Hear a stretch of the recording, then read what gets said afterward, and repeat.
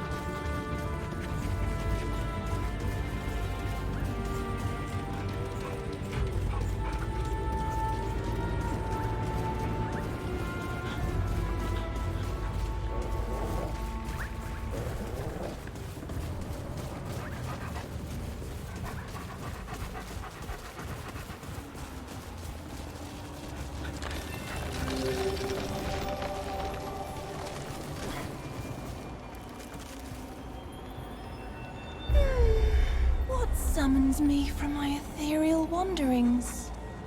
Luzar. What kind of beast is this?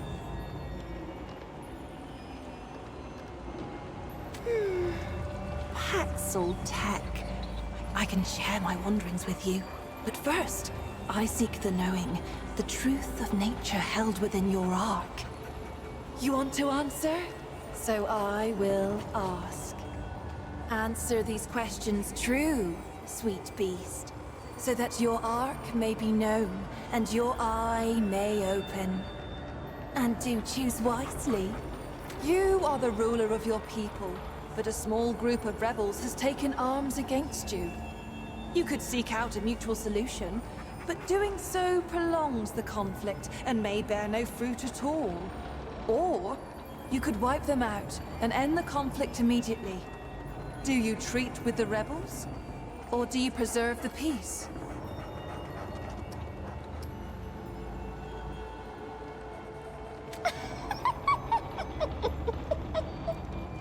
Your family are starving. One day, you are out foraging for food when a huge sack of coin falls off the back of a cart. This would be a great boon to your family, but the money belongs to someone else. You have but only a moment to call out and return the coin. Do you keep the money, or call out and return it to its owner? It's not every day a question determines the course of your destiny. Or is it? Your son is tied to the track of a minecart and will surely die unless you pull a switch to save him. However, he pleads with you not to pull the switch, for his daughter, your granddaughter, is tied to the other track. Do you save your son or your granddaughter? I see. A powerful and determined warlord is about to set fire to a crowded ziggurat. You have his eldest son in your custody. You could stop the warlord by hurting his son, breaking his arm, and threatening to do worse unless the warlord relents and gives himself up. Do you torture your hostage, or let the crowd fend for itself in the fire? Oh, what fun this is!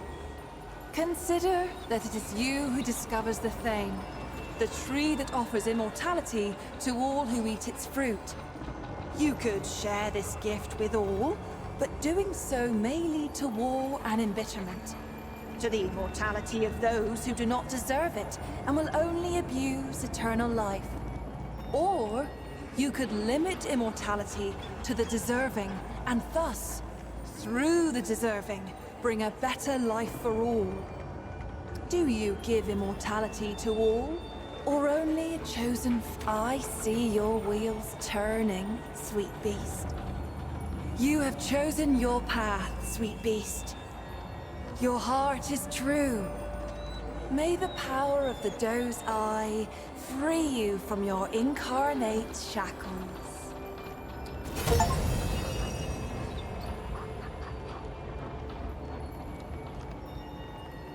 In the arc of every being, there are two eyes. We may see out of either, but most favor one over the other. The Ravager's eye is dynamic, driven, and endlessly hungry. Yet for all its power, its vision is clouded. The eye of the Ravager rarely sees beyond its own satiation. Like an animal chasing its tail, it knows no rest. The doe's eye sees only what is before it. The gift of the doe is subtle, easily missed.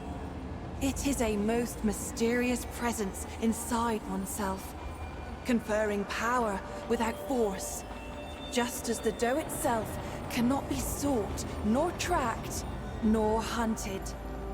By answering true, sweet beast, you give me a wink, and now the gifts of your dominant eye will be open to you. Would you care to hear a tale?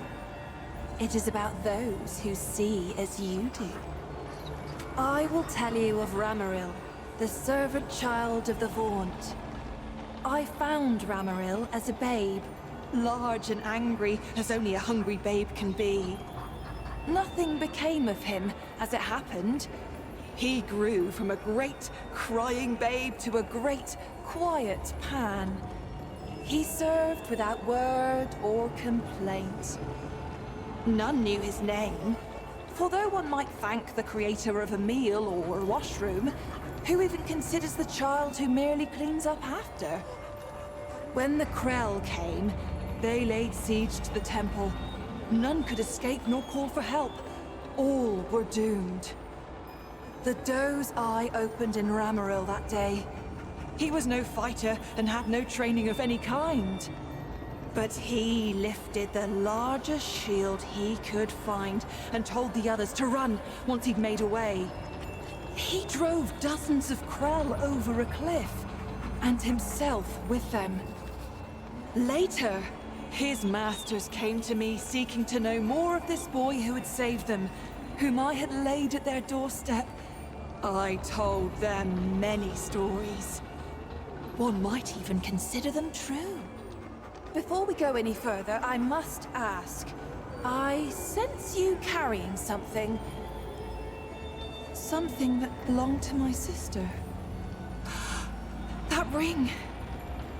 Why do you have it? It is my sister's ring. This can only mean one thing.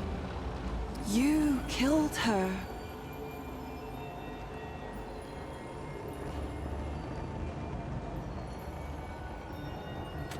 The mortal misunderstands. What you destroyed was not my sister, not as I knew her. The root had consumed her. She suffered in that form. You have freed her on behalf of all of my sisters. Thank you. keep her ring and treasure it with our gratitude.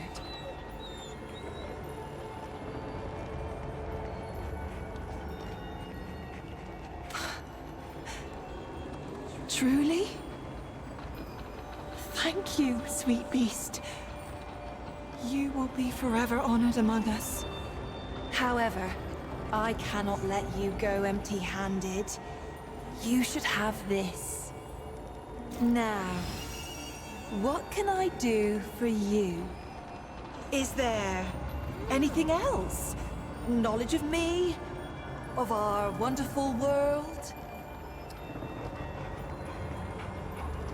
You stand before Medra, spirit of the natural world, daughter of stem and stream. My sisters and I are the glorious weavers of all wild beauty. When mountain, spring, and sturdy tree trunk take your breath, sweet beast, an immeasurable number, Mother Stem and Mother Stream rely on us to sprawl and grow. Though we don't often commune with beasties such as you. Not in this age. A tragedy, beast. Tragedy most cruel.